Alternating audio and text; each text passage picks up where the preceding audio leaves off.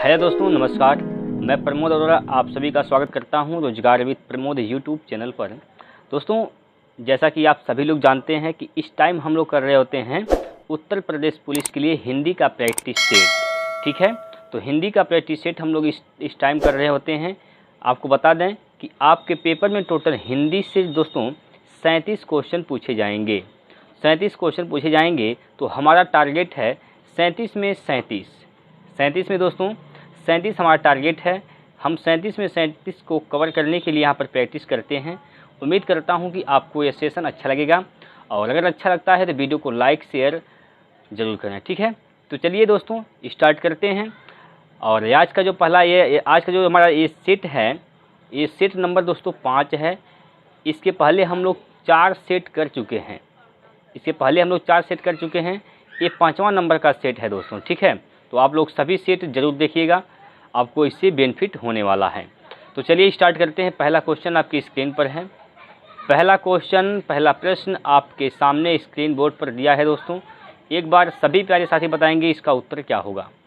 एक बार सभी दोस्त बताएंगे इसका उत्तर क्या होगा। सिंधुर्मी का संधि है। सिंधुर्मी में संधि है दोस्तों। सिंधुर्मी में कौन सी संधि है यहाँ पर पूछा गया है। तो देखिए, सिंधुर्मी का जब संधि विच्छेद करेंगे तो क्या होगा, सिंधु धन उर्मी। क्या होगा दोस्तों, सिंधु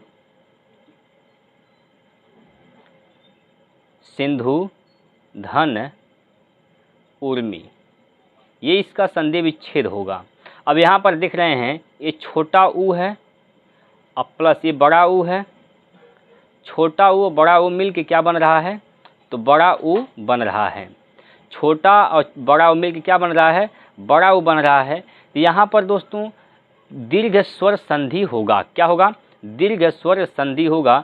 तो कौन सी संधि हो जाएगी, दीर्घ संधि। ऑप्शन नंबर ए इसका बिल्कुल सही उत्तर हो जाएगा। उम्मीद करता हूँ कि सभी लोगों को समझ में आ गया होगा। संधि से क्वेश्चन इस प्रकार से आपके पेपर में पूछे जाएंगे दोस्तों, आप लोग आसानी से बना सकते हैं। ठीक है, आगे चलें अगले क्वेश्चन की ओर। अगला प्रश्न नंबर 2 आपकी स्क्रीन पर। प्रश्न नंबर 2 दोस्तों आपकी स्क्रीन पर है। यहाँ पर बोला गया है खड़ी बोली हिंदी का विकास हुआ है। खड़ी बोली हिंदी का विकास हुआ है। खड़ी बोली हिंदी का विकास हुआ है।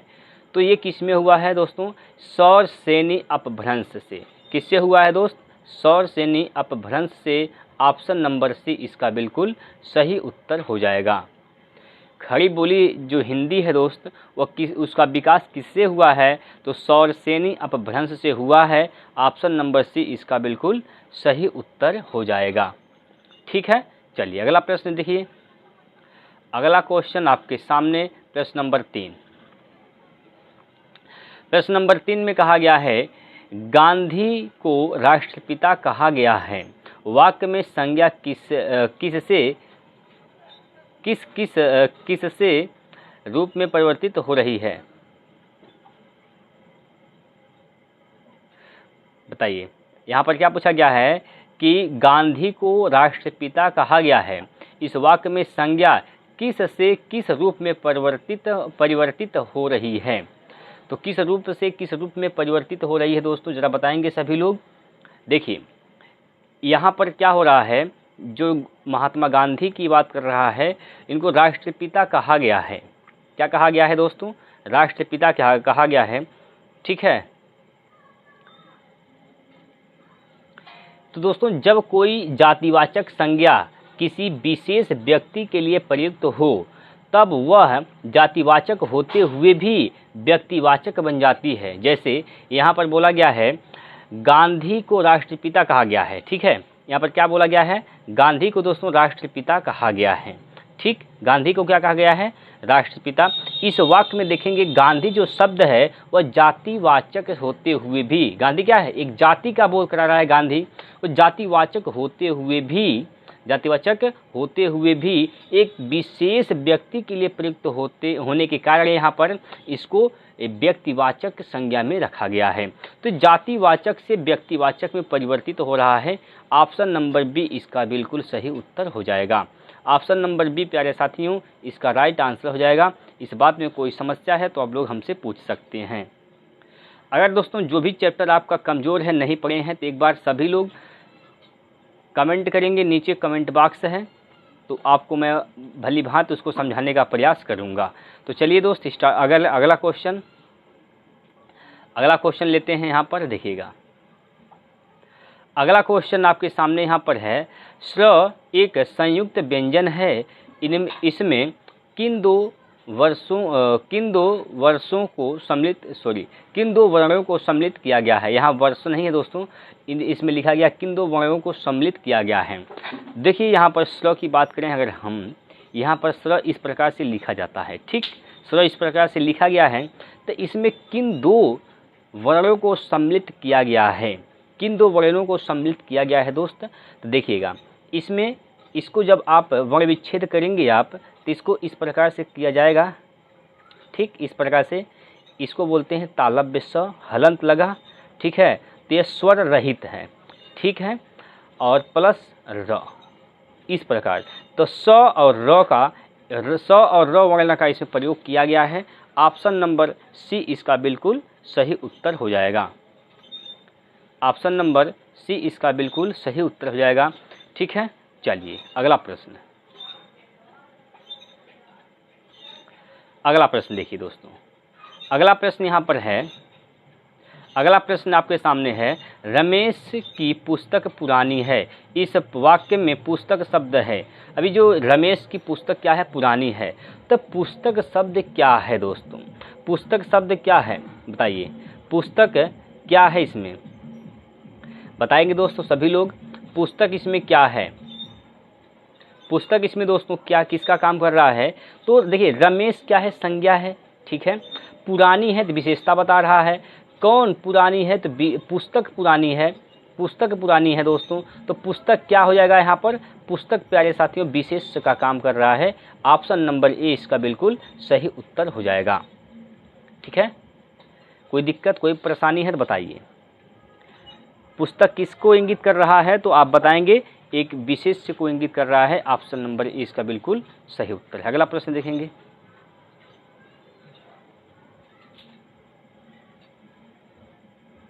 चलिए अगला प्रश्न यहाँ पर है, मेरे घर से आपका घर 5 किलोमीटर दूर है, इस वाक्य में घर से में कौन सा कारक है। अब घर से दूर की बात कर रहे हैं दोस्त, घर से दूर हो रहा है, तो यहाँ पर कौन सा कारक होगा। जब कोई दूर जाता है तो अलगाव का बोध होता है, तो अलगाव जब होता है दोस्तों वहाँ पर कौन सा कारक होता है, आपादान कारक होता है। कौन सा कारक, आपादान कारक होता है। तो ऑप्शन नंबर डी इसका बिल्कुल सही उत्तर है, आपादान कारक, ठीक। जब घर से दूर हो रहे हैं ना, अलगाव हो रहा है, तो जब अलगाव का बोध होता है तो वहाँ पर आपादान कारक होता है, ठीक। अगला प्रश्न,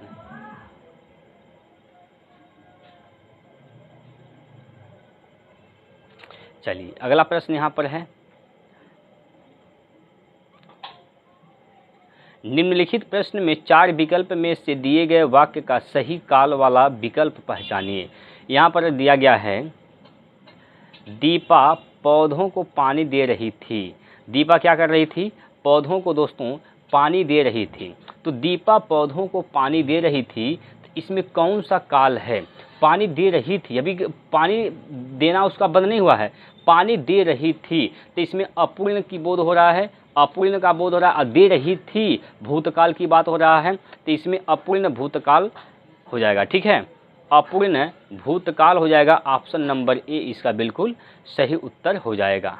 क्लियर है, बताएंगे सभी दोस्त, क्या इसमें कोई समस्या परेशानी है तो बताएंगे। चलिए अगला प्रश्न, अगले प्रश्न की ओर चलते हैं। अगला प्रश्न आपके सामने है, वह पढ़ता है लेकिन बात भी बहुत करता है, व्याकरण की दृष्टि से रेखांकित शब्द को पहचानिए।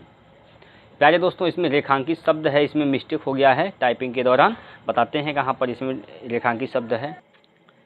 यहाँ पर जो लेकिन बात है इसके नीचे रेखांकित किया गया है, ठीक है। तो इस व्याकरण की दृष्टि से रेखांकित शब्द को पहचानिए।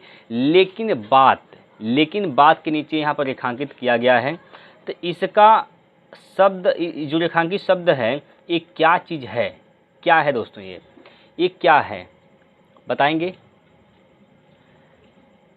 देखिए लेकिन जो शब्द है ये किसका काम कर रहा है? तो इस समुच्चय बोधक अव्यय का काम कर रहा है। किसका? अव्यय का काम कर रहा है। तो यहाँ पर दोस्तों अव्यय हो जाएगा, लेकिन क्या है? अव्यय है। लेकिन क्या हो जाएगा दोस्तों? अव्यय। ठीक है, लेकिन क्या है? अव्यय है। कौन सा अव्यय है? समुच्चय बोधक है, मतलब ये जोड़ने का काम कर रहा है। तो यहाँ पर समुच्चय बोधक अव्यय हो जाएगा। ऑप्शन नंबर बी इसका बिल्कुल सही उत्तर है, अव्यय। क्लियर है? चलिएगा अगला प्रश्न। चलिए अगला प्रश्न यहाँ पर है। अगला प्रश्न प्यारे साथियों आपके सामने है। यहाँ पर देखिए, कट द्वारा शब्द का तत्सम रूप क्या है? कट द्वारा शब्द का तत्सम रूप क्या है?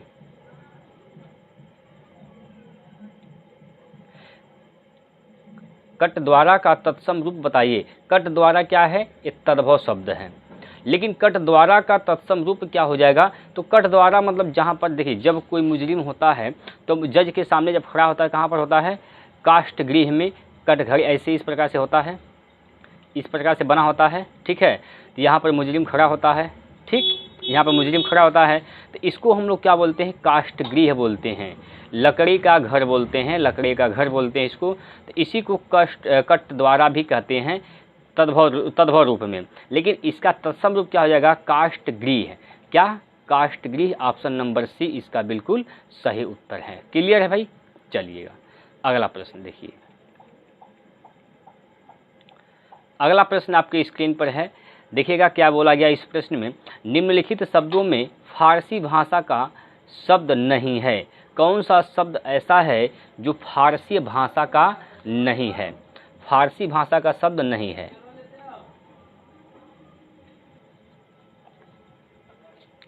तो यहाँ पर देखेंगे दोस्तों, यहाँ पर तारीख जो लिखा हुआ शब्द है, तारीख, यह फारसी भाषा का न होकर यह अरबी भाषा का शब्द है। ठीक है, अरबी भाषा का शब्द तारीख है। ठीक है, तो इसको याद रखेंगे। तारीख कौन से भाषा का शब्द है? तो अरबी भाषा का शब्द है। पूछा गया है कि कौन सा फारसी भाषा का शब्द नहीं है? तो तारीख। ठीक है, तारीख इसका बिल्कुल सही उत्तर है, ऑप्शन नंबर डी। कौन से भाषा का शब्द है? यह अरबी भाषा का शब्द है। चलिए अगला प्रश्न देखिए।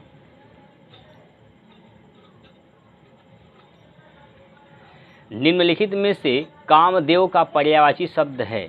कामदेव का पर्यायवाची शब्द क्या है दोस्तों बताइए? कामदेव का पर्यायवाची शब्द क्या है?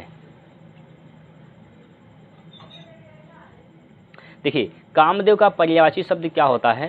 तो याद रखेंगे, मार, ठीक, मनसिज,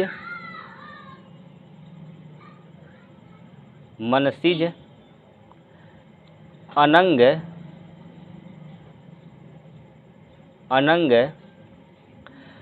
मदन,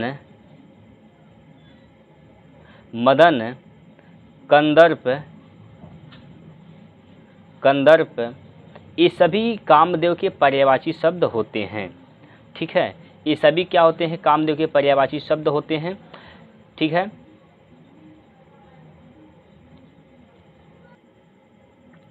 बिडौजा दोस्तों, बिडौजा इंद्र का पर्यायवाची होता है। ठीक, इंद्र का पर्यायवाची होता है। और यहीं पर बात करें अगर हम लोग, पिसुन, पिसुन किसका होता है? चुगलखोर का। पिसुन किसका पर्यायवाची होता है? तो चुगलखोर का। ठीक, ये अस्म है, जो अस्म लिखा हुआ है ये पत्थर का पर्यायवाची होता है। ठीक, यहाँ पर पूछा गया कामदेव का पर्यायवाची शब्द है, तो यहाँ पर देखिए मार जो शब्द लिखा हुआ है दोस्तों, ये कामदेव का पर्यायवाची शब्द है, ऑप्शन नंबर सी। चलिए अगला प्रश्न देखेंगे।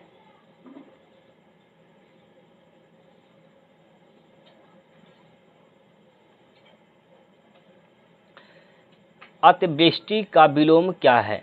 अतिवृष्टि का विलोम शब्द क्या है दोस्तों? अतिवृष्टि का विलोम शब्द क्या है? तो अतिवृष्टि का अनावृष्टि होता है। अनावृष्टि मतलब ऑप्शन नंबर सी इसका बिल्कुल सही उत्तर है। अतिवृष्टि का विलोम क्या होता है? अनावृष्टि होता है। यहाँ पर इसको याद रखेंगे। अगला प्रश्न, चलिए अगला प्रश्न है, जिसकी कोई उपमा न दी जा सके उसके लिए एक शब्द बताना है, क्या होगा? जिसकी कोई उपमा न दी जा सके उसको क्या कहते हैं एक शब्द में? उसको क्या कहते हैं? अनुपम कहते हैं। क्या कहते हैं दोस्तों? अनुपम कहते हैं। ऑप्शन नंबर ए इसका राइट आंसर हो जाएगा। जिसकी कोई उपमा न दी जा सके उसे क्या कहते हैं? अनुपम। ठीक है, अगला प्रश्न देखिए दोस्तों। चलिए अगला प्रश्न देखेंगे यहाँ पर, प्रश्न नंबर 14। प्रश्न नंबर 14वां आपके सामने है, लाल पीला होना मुहावरे का सही अर्थ क्या होगा?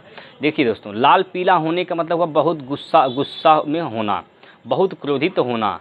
ठीक है, लाल पीला होने का मतलब बहुत क्रोधित होना होता है। तो यहाँ पर ऑप्शन नंबर ए देखेंगे, इसका बिल्कुल सही उत्तर हो जाएगा। लाल पीला होने का मतलब क्या होता है? बहुत अधिक क्रोधित होना। ऑप्शन नंबर ए इसका राइट आंसर हो जाएगा। क्लियर है? चलिए अगला प्रश्न है। अगला प्रश्न है आपके स्क्रीन पर, यहाँ पर है, कोयले की दलाली में मुंह काला। कोयले की दलाली में मुंह काला लोकोक्ति का सही अर्थ बताइए। कोयले की दलाली में मुंह काला, इस लोकोक्ति का सही अर्थ क्या है? तो इसका सही अर्थ होता है दोस्तों, बुरी संगत में कलंक लगता है। अगर संगत बुरी है तो उसका कलंक लगेगा ऊपर। इसको बोलते हैं कोयले की दलाली में मुंह काला। ठीक है, तो ऑप्शन नंबर सी इसका राइट आंसर हो जाएगा। अगला प्रश्न देखेंगे। अगला क्वेश्चन आपके सामने है, प्रश्न नंबर 16। प्रश्न नंबर 16 आपकी स्क्रीन पर है, प्रत्युत्पन्न शब्द में प्रयुक्त उपसर्ग बताइए। प्रत्युत्पन्न शब्द में प्रयुक्त उपसर्ग बताना है। तो उपसर्ग दोस्तों याद रखिएगा, उपसर्ग हमेशा पहले लगता है। उपसर्ग हमेशा कहाँ होता है? आगे। ठीक, उपसर्ग हमेशा कहाँ लगता है? तो आगे लगता है। तो इसमें प्रत्युत्पन्न में उपसर्ग क्या है? इसमें उपसर्ग क्या है बताएंगे दोस्तों, इसमें उपसर्ग क्या है? तो इसमें दोस्तों इसमें उपसर्ग क्या है? प्रत्यु। क्या है दोस्तों? प्रत्यु। ऑप्शन नंबर सी इसका राइट आंसर है। ये हो जाएगा इसका उपसर्ग, प्रत्यु। प्रत्युत्पन्न में आप देखेंगे उपसर्ग क्या है, तो प्रत्यु इसमें उपसर्ग है। ऑप्शन नंबर सी इसका राइट आंसर हो जाएगा। अगला प्रश्न देखेंगे अपना, आपके सामने है प्रश्न नंबर 17। प्रश्न नंबर 17 आपकी स्क्रीन पर है, औपचारिक शब्द में प्रत्यय लगा है। देखिए उपसर्ग पहले लगता है लेकिन प्रत्यय दोस्तों बाद में लगता है। कहाँ लगता है? बाद में। प्रत्यय हमेशा बाद में लगता है, इस बात को भी आप लोग याद रखेंगे। औपचारिक शब्द में प्रत्यय बताइए क्या है? औपचारिक शब्द में प्रत्यय क्या है? औपचारिक शब्द में प्रत्यय क्या है? तो इसमें प्रत्यय प्यारे साथियों इक प्रत्यय लगा हुआ है। इक, ऑप्शन नंबर सी इसका राइट आंसर हो जाएगा, इक। देखिए ये भी इक है लेकिन ये इक होगा, इसमें छोटी ई है, इसमें बड़ी ई है, तो छोटी ई वाला इक सही होगा, ना कि बड़ी इक वाला। ठीक है, कोई दिक्कत? चलिए अगला प्रश्न देखिए। अगला प्रश्न, संग्रहालय का संधि विच्छेद है। संग्रहालय का संधि विच्छेद क्या होगा?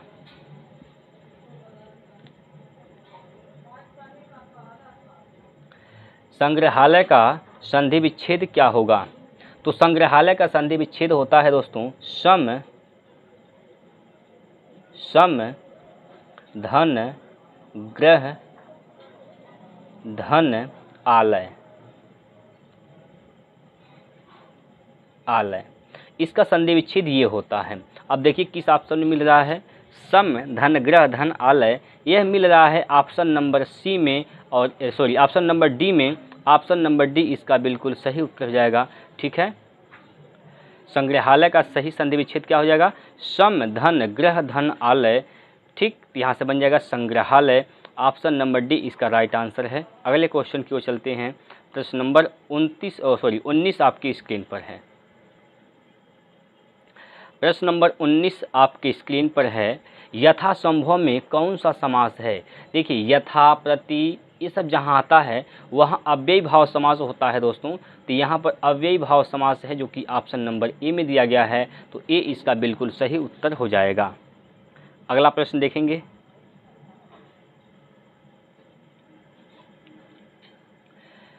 सलमा घर जाती है वाक्य है। अब ये सलमा घर जाती है किस प्रकार का वाक्य है, सरल वाक्य है, निषेधात्मक वाक्य है, या आज्ञार्थक वाक्य है, या इच्छार्थक वाक्य है। तो सलमा घर जाती है ये कैसा वाक्य है दोस्तों, ये किस प्रकार का वाक्य है, ये बिल्कुल सरल वाक्य है। ऑप्शन नंबर ए इसका राइट आंसर हो जाएगा। सरल वाक्य का काम कर रहा है यहाँ पर, सलमा घर जाती है बिल्कुल सिंपल वाक्य है, तो ऑप्शन नंबर ए इसका बिल्कुल सही उत्तर हो जाएगा। चलिए अगले क्वेश्चन की ओर। अगला प्रश्न, प्रश्न नंबर 21 लेते हैं आपकी स्क्रीन पर। सही विकल्प का चयन करें जो शुद्ध वाक्य है। जो शुद्ध वाक्य है उसको यहाँ पर चयन करना है। तो शुद्ध वाक्य कौन सा है दोस्त, यहाँ पर शुद्ध, देखिए यहाँ पर लिखा है, पहला विकल्प दिया गया है तुम तुम्हारा काम करो, ये शुद्ध वाक्य है, नहीं है। तुम का काम करो, ये भी शुद्ध वाक्य नहीं है। तुम तेरा काम करो, ये भी शुद्ध वाक्य नहीं है। तुम अपना काम करो, ये शुद्ध वाक्य है। ऑप्शन नंबर डी इसका बिल्कुल सही उत्तर है। क्लियर है, बताएंगे सभी प्यारे साथी। इसमें कोई दिक्कत परेशानी हो तो एक बार सभी लोग बताएंगे कमेंट करके। जहाँ कहीं भी दिक्कत होती है, ज़रा सा भी दिक्कत होती है, तुरंत कमेंट बॉक्स में आप लोग अपना कमेंट करेंगे, ठीक है। मैं प्रयास करूँगा उसको समाधान करने का। चलिए आगे चलते हैं अगले क्वेश्चन की ओर। अगला प्रश्न लेते हैं, प्रश्न नंबर 22 आपकी स्क्रीन पर। प्रश्न नंबर 22 है, शुद्ध वर्तनी वाले शब्द का चयन कीजिए। अभी शुद्ध वर्तनी वाला शब्द यहाँ पर बताना है दोस्तों, बहुत ज़्यादा गलती होती है यहाँ से। शुद्ध वर्तनी वाला शब्द कौन सा है, शुद्ध वर्तनी वाला शब्द कौन सा है। देखिए जो अंत्याक्षरी लिखा हुआ है प्यारे साथियों, ये शुद्ध वर्तनी वाले शब्द हैं। अंत्याक्षरी इस प्रकार से लिखा जाता है, और ये हो जाएगा इसका right answer option number A. Option number A इसका बिल्कुल सही उत्तर हो जाएगा, ठीक है।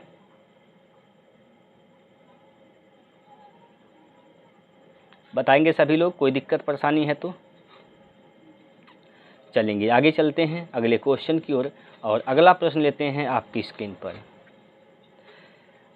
यह पर निर्देश दिया गया है दोस्तों। निर्देश में क्या लिखा गया है, निम्नलिखित तथ्यों में प्रथम तथा अंतिम अंश संख्या 1 और 6 के अंतर्गत दिए गए हैं। बीच वाले 4 अंश यरलव को क्रमानुसार व्यवस्थित करते हुए सही विकल्प चुनें। अब देखिए यहाँ पर क्या दिया गया है। चलिए पहला जो दिया गया है यहाँ पर, भारतीय गांवों के। अब यहाँ से आपको सेंटेंस बनाना है। क्या बनाना है दोस्तों, सेंटेंस बनाना है दोस्त। यहाँ से आपको सेंटेंस बनाना है, तभी इसमें मिलाकर देखना है कौन सा सही उत्तर होगा, ठीक है, कौन सा सही उत्तर हो जाएगा। बड़े ध्यान से बनाएंगे प्यारे साथियों। देखिए भारतीय गांवों के सुधार के लिए अभी भारत सरकार को और राज्य सरकार को बहुत प्रयत्न करना चाहिए। ठीक, पहले क्या आएगा, पहले र आएगा, पहले क्या आएगा दोस्तों, र आएगा, उसके बाद य आएगा, उसके बाद प्यारे साथियों ल आएगा, उसके बाद क्या आएगा, व आएगा। क्या आएगा, वो आएगा। तो र य ल व इसका राइट आंसर होगा। ऑप्शन में देख लीजिए किस विकल्प में दिया गया है दोस्तों, ये किस विकल्प में दिया गया है आप देखेंगे यहाँ पर ऑप्शन नंबर बी में दिया गया है, और बी इसका राइट आंसर हो जाएगा। चलिए दोस्तों अगले क्वेश्चन की ओर चलते हैं। अगला प्रश्न आपकी स्क्रीन पर लेते हैं, यहाँ पर देखिएगा प्रश्न नंबर 24। प्रश्न नंबर 24 में क्या बोला गया है, विभत्स रस का अस्थाई भाव है। विभत्स रस का अस्थाई भाव क्या है। तो विभत्स रस का अस्थाई भाव होता है दोस्तों जुगुप्सा। क्या होता है, जुगुप्सा। ऑप्शन नंबर सी इसका राइट आंसर है। यहाँ पर जुगुप्सा इसका बिल्कुल सही उत्तर हो जाएगा, ठीक। ठीक है, कोई दिक्कत परेशानी है तो बताइए।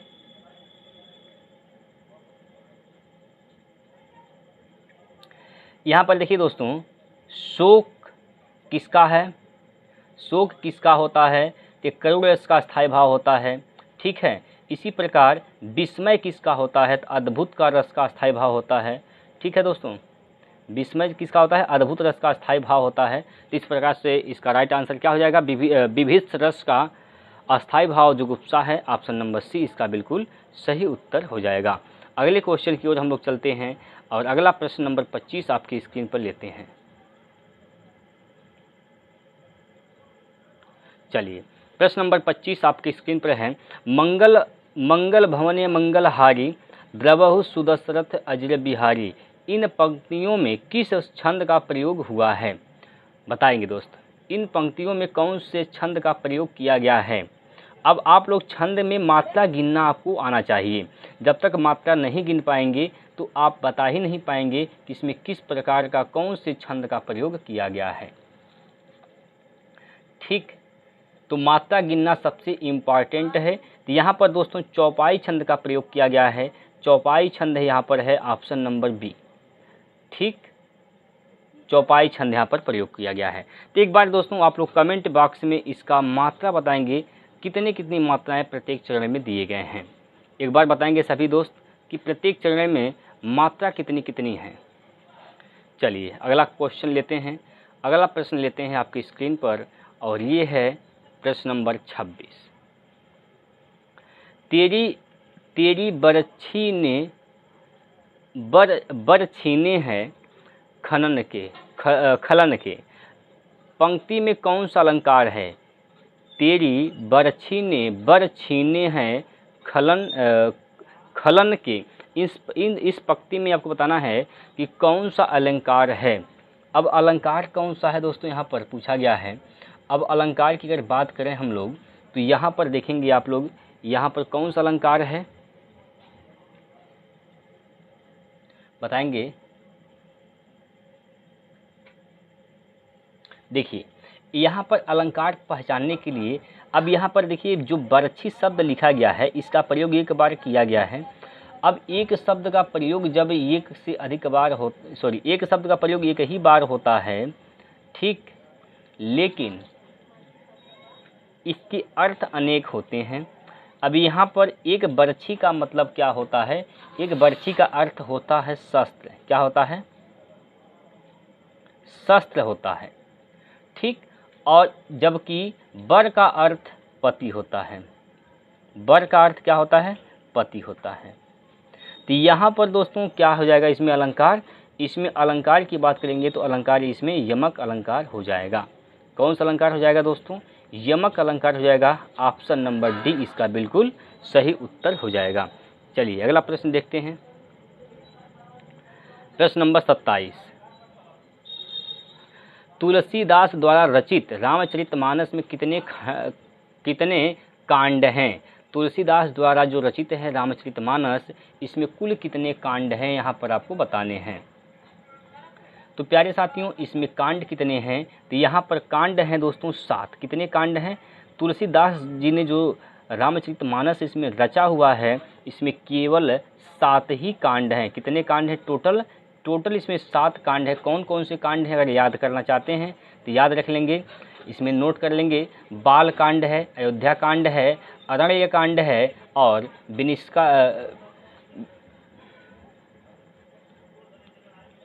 किष्किंधा कांड है, सुंदर कांड है, लंका कांड है और उत्तर कांड है। यहाँ पर 7 कांड इसमें बताए गए हैं। तो तुलसीदास जी ने जो रामचरितमानस रचा है उसमें कितने कांड हैं, 7 कांड हैं। चलिए अगला प्रश्न लेते हैं, अगला प्रश्न आपके सामने प्रश्न नंबर 28। प्रश्न नंबर दोस्तों 28 आपकी स्क्रीन पर है।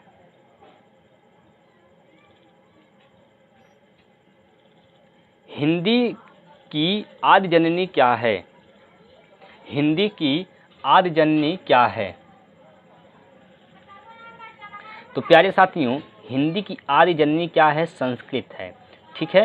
हिंदी की आदि जननी क्या है दोस्तों, संस्कृत है, ऑप्शन नंबर बी इसका बिल्कुल सही उत्तर है। ठीक है। हिंदी की आदि जननी क्या है? तो संस्कृत है। ऑप्शन नंबर बी इसका राइट आंसर हो जाएगा। अगला प्रश्न देखेंगे। अगला प्रश्न आपके स्क्रीन पर है और यहाँ पर गद्यांश दिया गया है दोस्तों। इस गद्यांश को बड़े ध्यान से पढ़ना है, यहाँ से रिलेटेड आपसे प्रश्न पूछे गए हैं। तो सबसे पहले इस गद्यांश को पढ़ेंगे। देखिए क्या बोला गया है। निम्नलिखित गद्यांश को भली भांति पढ़ें। इससे संबद्ध प्रश्नों में प्रत्येक के 4 वैकल्पिक उत्तर दिए गए हैं। इनमें से सही का चयन करें, उसे चिन्हित करें। ठीक, चलिए। क्या हम बिना क्रोध किए शांत रह सकते हैं? बात तो क्रोध करने की हो, पर अपने को शांत रखना ही योग है। इस महायोग की प्रवृत्ति हम स्वयं पैदा कर सकते हैं। महत्वपूर्ण है कि हम एकांत में बैठें आस्था रखें कि हाँ, मुझे शांत रहना है, मुझे किसी भी परिस्थिति में उत्तेजित नहीं होना है और मैं ऐसा कर सकता हूँ। अतः एकाग्रचित्त होकर दृढ़ संकल्प शक्ति द्वारा हम शांत रहने की प्रवृत्ति को अपनाकर क्रोध पर काबू पा सकते हैं। शांत रहने का मार्ग अपनाने पर हमारी दुनिया बदल जाएगी और जीवन अधिक आनंदमय हो लगेगा। हमारे चेहरे पर नई चमक, कार्य में नया उत्साह है, हृदय में निर्मलता एवं शीतलता का स्वयं अनुभव होने लगेगा। बिना श्रम के, बिना किसी खर्च के और किसी उपचार के बिना ही पाचन क्रिया स्वतः ठीक होने पर छोटे मोटे रोग दूर भाग जाएंगे। खींचना, गुस्सा करना, चीखना, चिल्लाना और बड़बड़ाते रहना हमारे मन के गुबार को ही परिलक्षित करते हैं। इनसे हमारी पाचन पर धब्बा लग जाता है और हमारे ओजस्वी चेहरे पर चिंता की रेखाएं उभर आती हैं।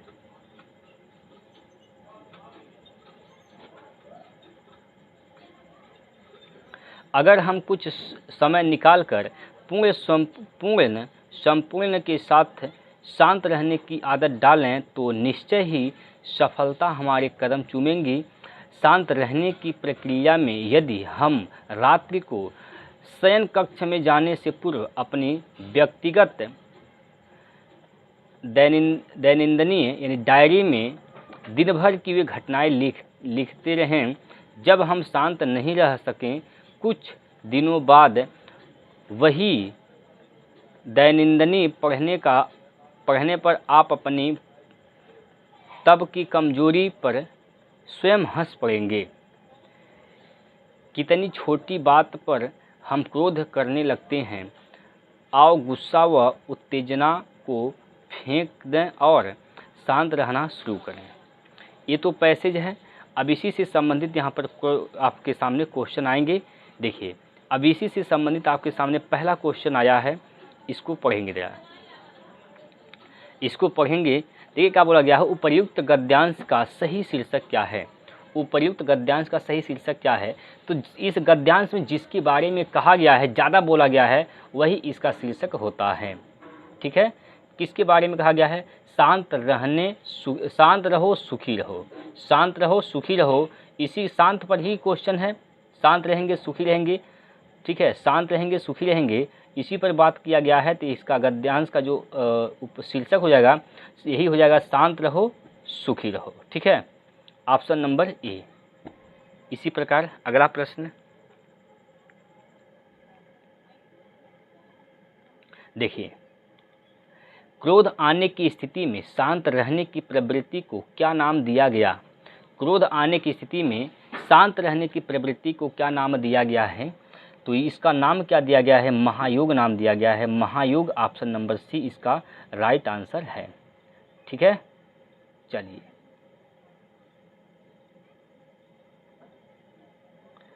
क्रोध को काबू में रखने में मुख्यतः कौन से रोग दूर हो जाते हैं? जब क्रोध को काबू में रखेंगे तो कौन से रोग दूर हो जाते हैं दोस्तों? यहाँ पर क्वेश्चन आपसे पूछा गया है। देखिए पाचन क्रिया से जुड़े जितने भी रोग होते हैं सभी रोग क्या होते हैं, दूर हो जाते हैं। ऑप्शन नंबर बी इसका राइट आंसर हो जाएगा। ठीक है, अगला प्रश्न है,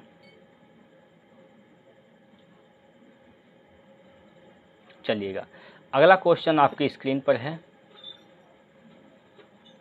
देखिए, चिंता की रेखाएं कहाँ उभर आती हैं? चिंता की रेखाएं कहाँ उभर आती हैं? ओजस्वी चेहरे पर। किस चेहरे पर? ओजस्वी चेहरे पर। ऑप्शन नंबर डी इसका राइट आंसर हो जाएगा। अगला प्रश्न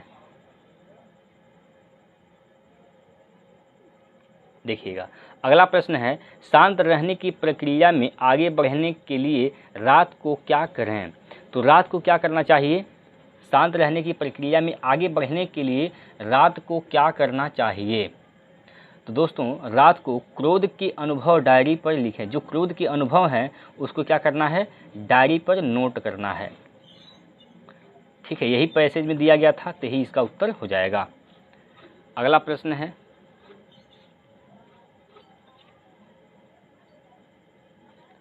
अगला प्रश्न है प्रश्न नंबर 34। ऊपरी दिखावे के रूप में होने वाला वाक्य के लिए एक शब्द बताइए। ऊपरी दिखावे के रूप में होने वाला जो होता है उसको एक शब्द में क्या कहते हैं?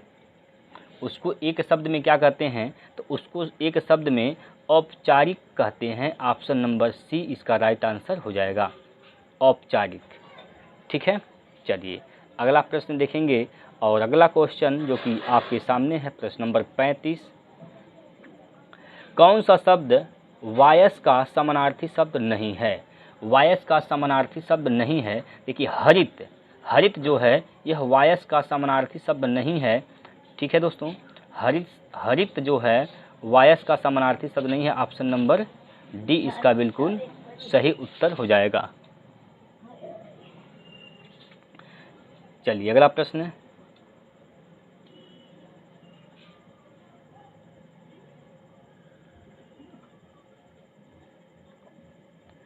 दिए गए वाक्य में रेखांकित खंड को प्रतिस्थापित करने के लिए सबसे उपयुक्त विकल्प का चयन करें।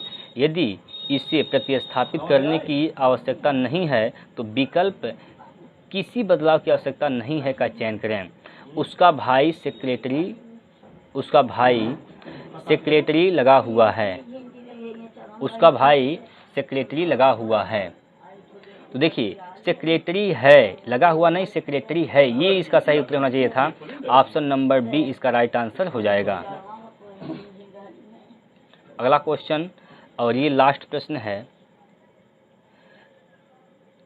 जिसका विवाह न हुआ हो उसको क्या कहते हैं? एक शब्द में, जिसका विवाह न हुआ हो उसको एक शब्द में क्या कहते हैं?